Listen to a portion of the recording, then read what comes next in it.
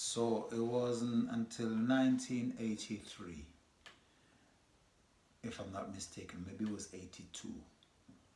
After living in many different areas, especially in the rural areas, and going to rural schools, my stepfather thought it was time for us to kind of like have a different experience, and so he enrolled us into a school called Greenstead School, which was a private school, which was one of the first schools by the colonials in Kenya. I think it was established in 1938, I believe. So it was for the white people, obviously. Um, and as time went by, other people started attending the school as well. And we came there in '83, and I joined it. It was a great experience. There was a girl who was going there who I really liked. She later became my girlfriend, a Danish girl, a Pernille. I think I mentioned her elsewhere, or I will mention her elsewhere when we start talking about the time that I was leaving iCycle to go into Bush Beater while I was still with iCycle. Pernille was my girlfriend at that time, but I met her.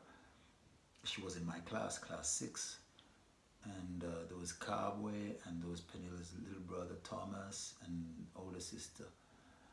And oh, I'm very terrible at names right now. She's gonna kill me. Anyway, um, so I'm still trying to remember that name. Ah, forgive me, please. But anyway, this school now, there's Indian, Asians, some Chinese, one or two, and Japanese, Ugandans, a lot of Ugandans. And Ugandans came and were telling us many stories about Idi Amin, so that was like an experience of Idi Amin. So, oh man, over and over stories about Idi Amin. And the Kenyans, some were children of politicians, and some stories there, a lot of stories. And then when I was 13, a Greek kid, came and joined school, and his name was Mario Panayotakis, and he was just different. He was a cute kid. Everybody liked him, especially the senior girls. They used to like to hang around him, and he was a skater, so he used to skate, and he was just an all-around really interesting person. But more than anything, he loved Bob Marley, and he was so pro-black, you couldn't believe it. So you have to imagine that at that school, we as black people, these Africans, had already well developed our inferiority complex, and everything that was white was correct, and what was black was not up to scratch. So we even had developed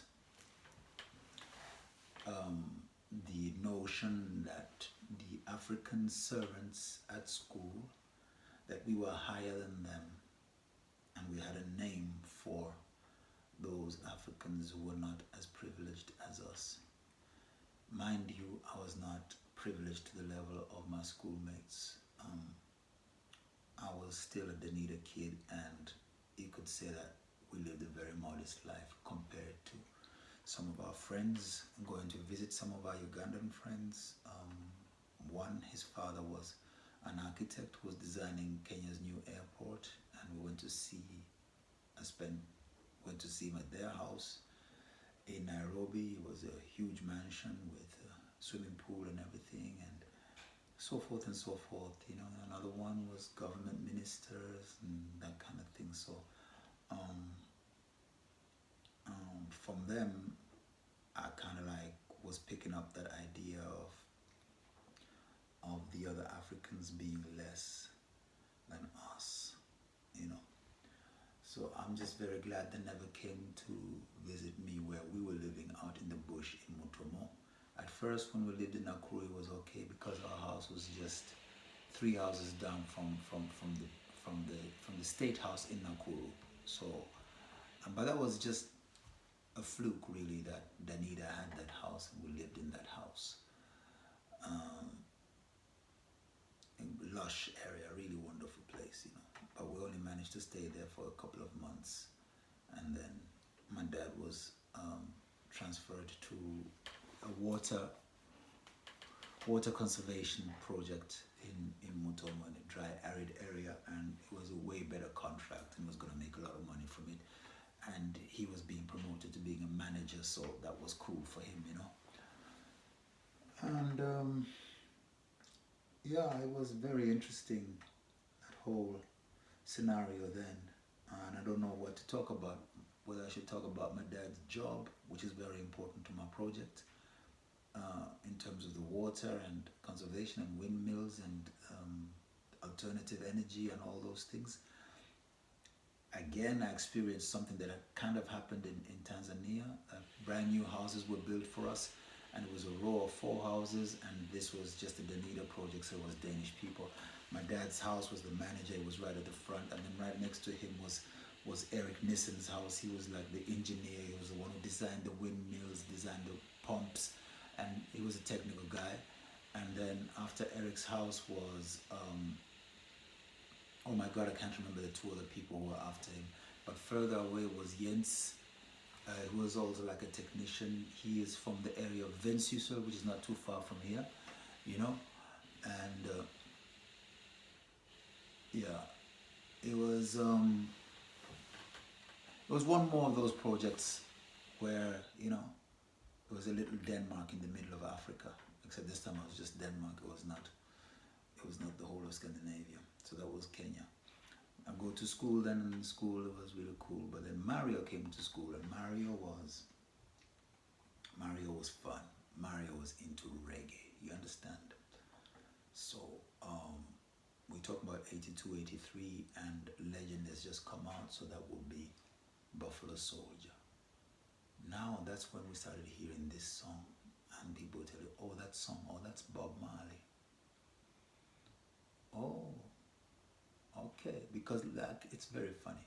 Even I Shot the Sheriff. The first time I heard of I Shot the Sheriff was not about Bob.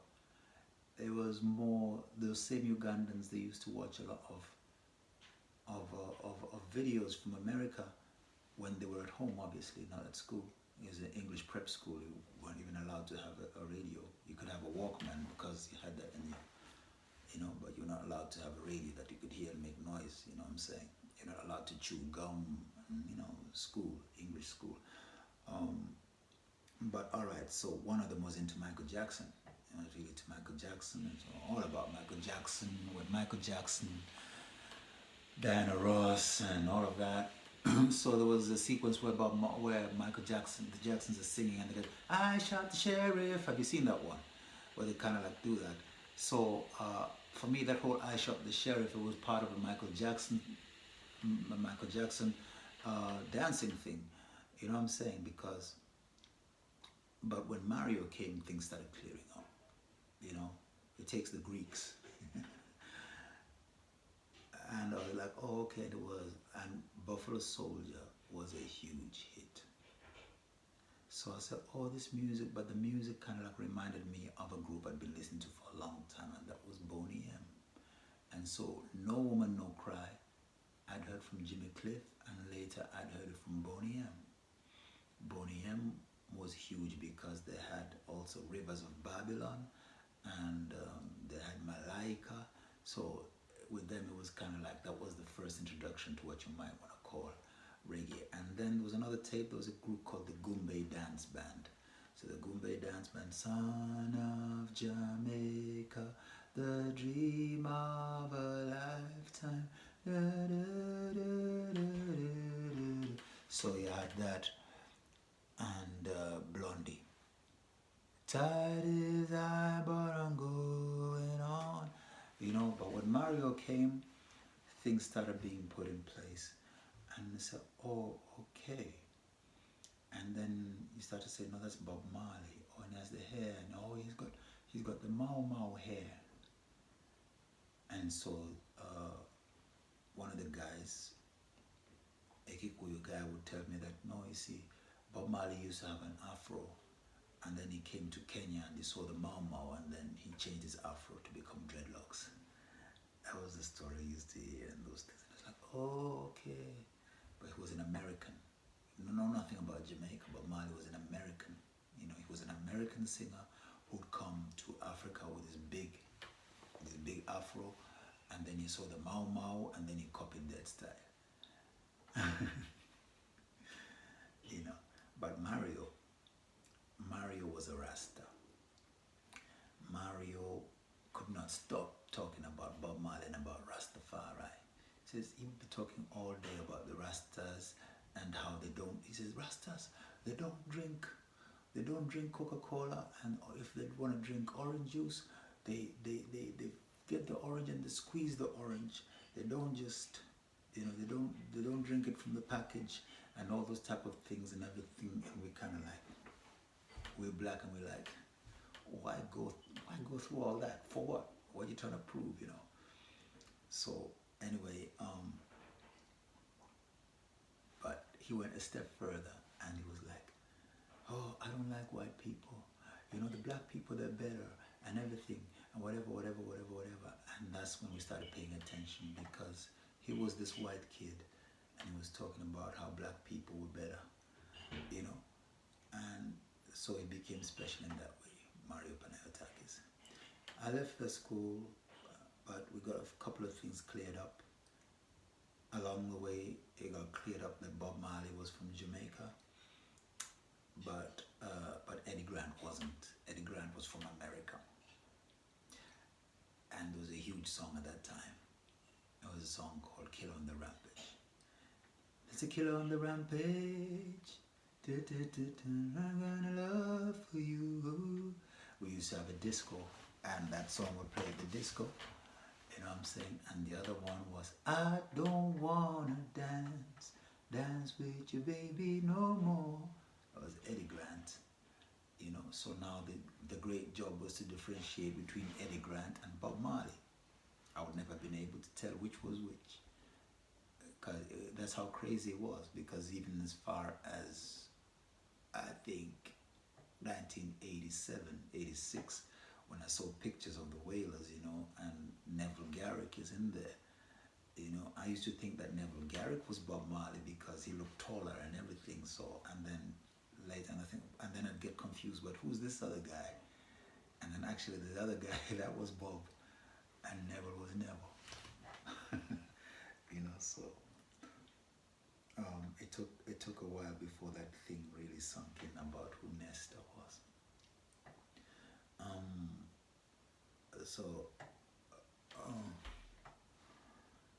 So Greenstead's, I left Greenstead's and my dad took me to Bush School, and I was out in the bush again. And then after the bush, I went to a school in Zambia, a minor seminary where I was supposed to contemplate whether I wanted to be a priest, and I definitely did not want to. And then after that, I came to Denmark, and then when I came to Denmark, I was so happy to discover all the Elvis Presley records and everything. But then that's when I started looking for my identity, because then I was the only black youth at the school, and music then became the way for me to, well, not just music, but you know, music was the strongest way, because you had the Cosby Show and things like that. There was a little bit of racism going on, so I had to find solace in the music. And so first through the blues, and then later through Bob Marley, and that's when my journey for Rastafari began.